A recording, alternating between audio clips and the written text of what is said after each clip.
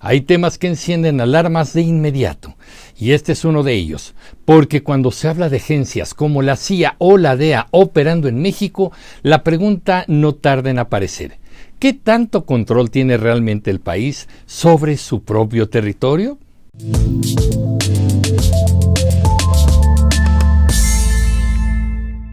Y todo esto vuelve a tomar fuerza por un hecho reciente que ha generado tensión entre México y Estados Unidos.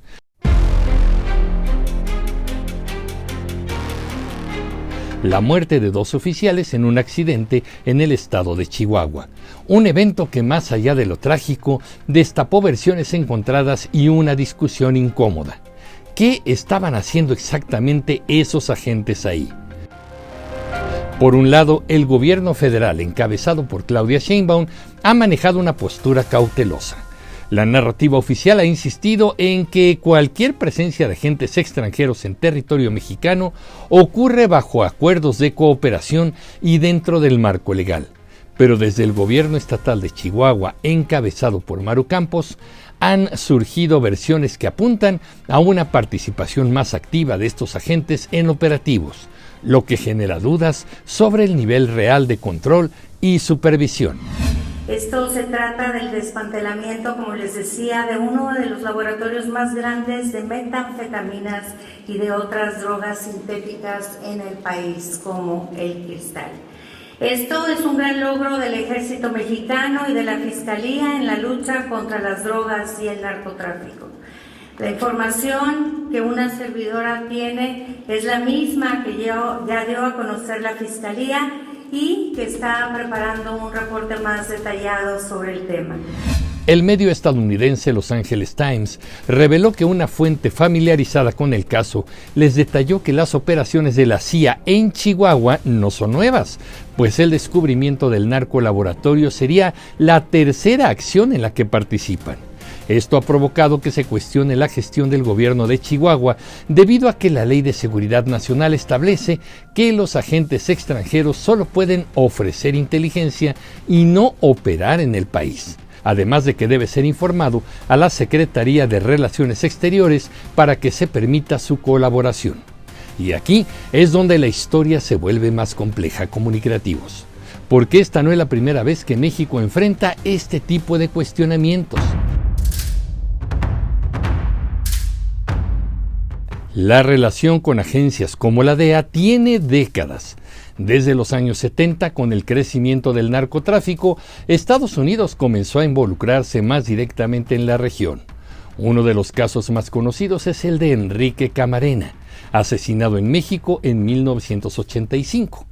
Este hecho marcó un antes y un después en la cooperación bilateral. A partir de ahí, la presencia e influencia de la DEA aumentó considerablemente. También ha habido señalamientos históricos sobre operaciones de la CIA en territorio mexicano, muchas veces relacionadas con inteligencia, vigilancia e incluso colaboración en temas de seguridad nacional. Pero todo esto siempre ha estado rodeado de una línea muy delgada, la soberanía. Porque aunque existe cooperación, México nunca ha cedido oficialmente el control de sus operaciones de seguridad a otro país. De hecho, hay acuerdos muy claros que regulan esta relación. Uno de ellos es la Iniciativa Mérida, firmada en 2008, que estableció mecanismos de apoyo en la lucha contra el narcotráfico, incluyendo capacitación, equipo e intercambio de inteligencia.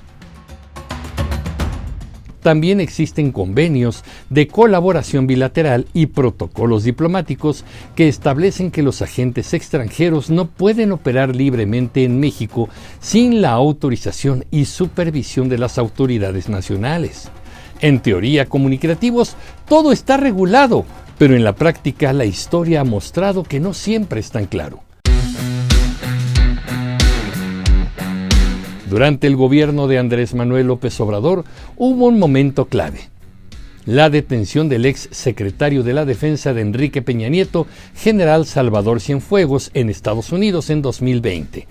Este episodio provocó una fuerte reacción del gobierno mexicano y derivó en una reforma legal que limitó las operaciones de agentes extranjeros en el país.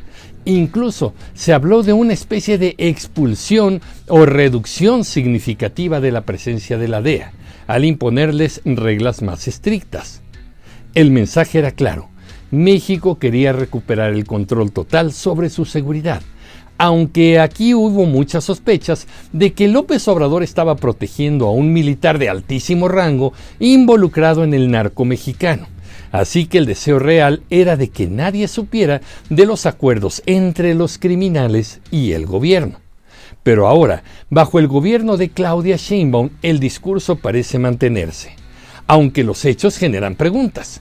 Porque mientras oficialmente se insiste en que no hay intervención extranjera fuera de los acuerdos, los incidentes recientes y algunas filtraciones apuntan a que la cooperación sigue siendo más profunda de lo que se reconoce públicamente.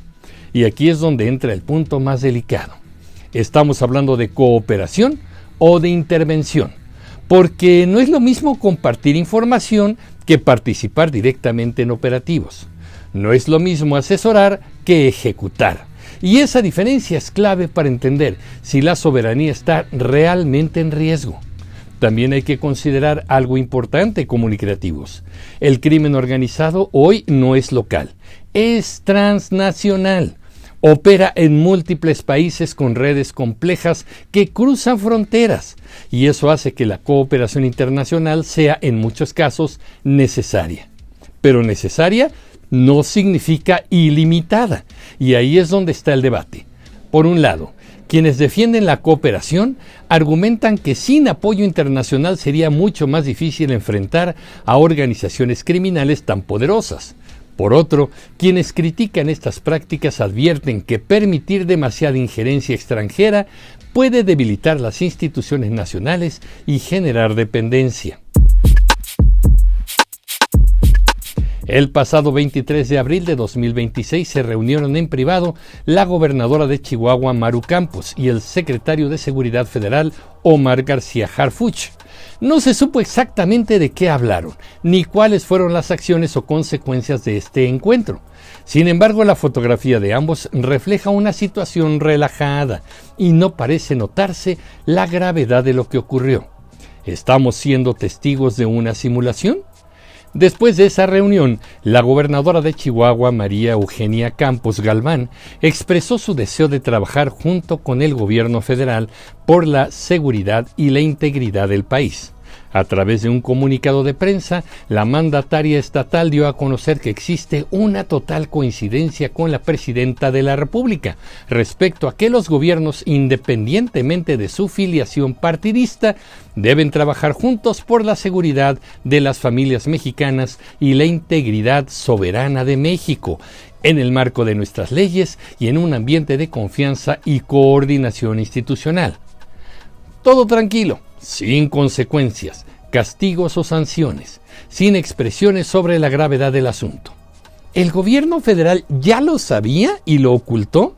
Y en medio de todo esto, el gobierno de Claudia Sheinbaum ha optado por una estrategia de bajo perfil y ha reflejado que están pasando muchas más cosas de las que se atreve a informar. No confrontar abiertamente, pero tampoco detallar completamente lo que ocurre, lo cual para muchos genera más dudas que certezas, porque cuando la información es limitada, el espacio se llena de especulación, y en temas de seguridad nacional, eso puede ser peligroso. Entonces, comunicativos, la pregunta no es solo ¿qué pasó en Chihuahua? La verdadera pregunta es mucho más grande. ¿Hasta dónde debe llegar la cooperación entre países en temas de seguridad? ¿Dónde termina la colaboración y dónde empieza la pérdida de control? Y sobre todo, ¿qué tanto sabemos realmente de lo que ocurre detrás de estos acuerdos? Porque al final, este no solo es un tema de política exterior, es un tema de soberanía, de confianza y de transparencia. Y ustedes, comunicativos, tienen todo el derecho de cuestionarlo. Pero ¿qué opinan ustedes, comunicativos? Yo soy Emilio Pineda y los espero en el próximo capítulo de Comunicreando. Pásenla bien. Hasta pronto.